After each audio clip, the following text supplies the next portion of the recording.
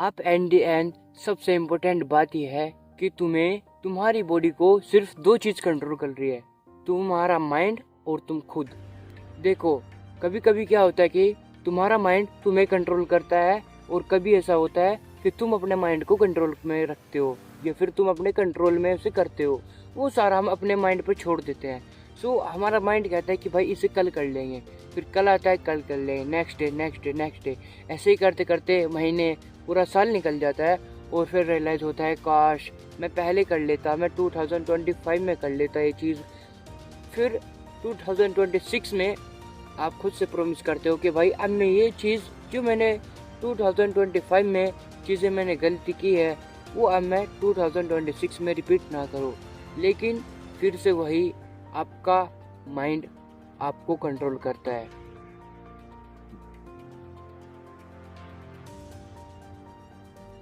मेरी बात ध्यान से सुनना।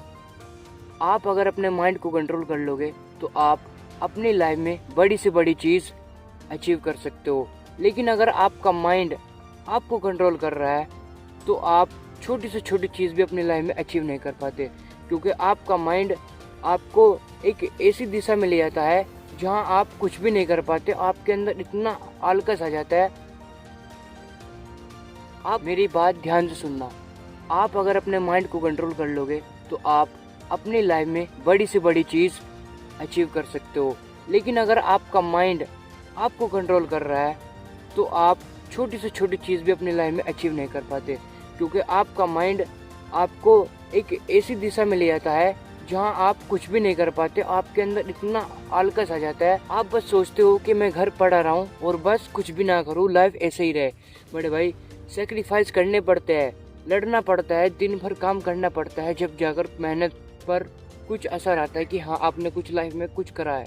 सो आप ऐसे ही करते करते क्या होता है, अगर आप 18 के हो, नेक्स्ट आप 19 के हो जाओगे, फिर 20, 21, 22, 23, ऐसे ही करते करते आप एक बड़ी एज में पहुंच जाओगे।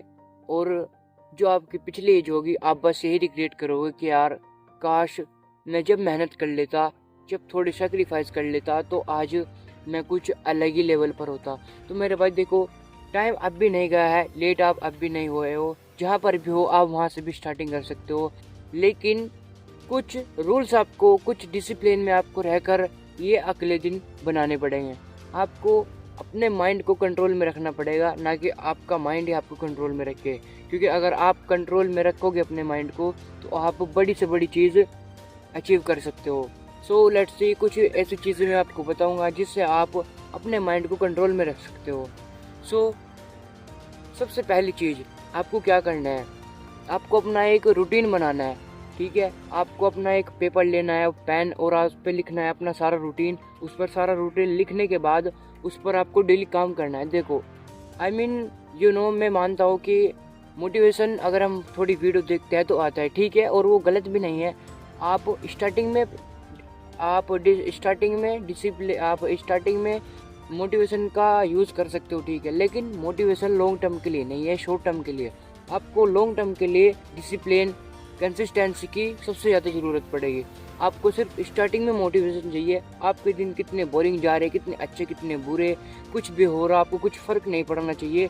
बस आपको कंसिस्टेंसी से काम करना है अपने प्लान्स पर, जो आपके गोल्स है। आई नो कि बीच बीच में आपको लगेगा कि आप थक जाओगे, आपको लगे कि नहीं भाई ये नहीं हो रहा है। लेकिन मेरे भाई, अगर लाइफ में सक्सेसफुल बनना है ना, देखो सक्सेस जो है ना वो बोरिंग ही है।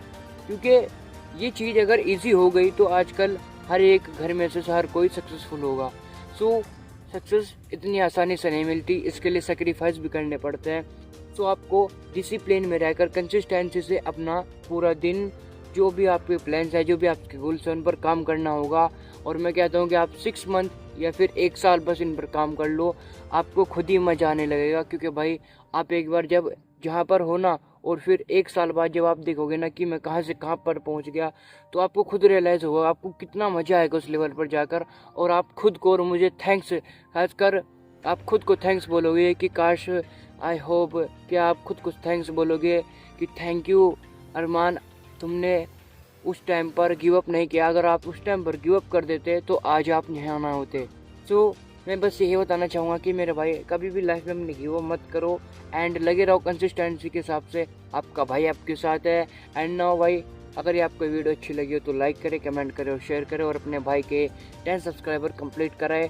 मिलते हैं नेक्स्ट वीडियो में, तब तक के लिए बाय बाय।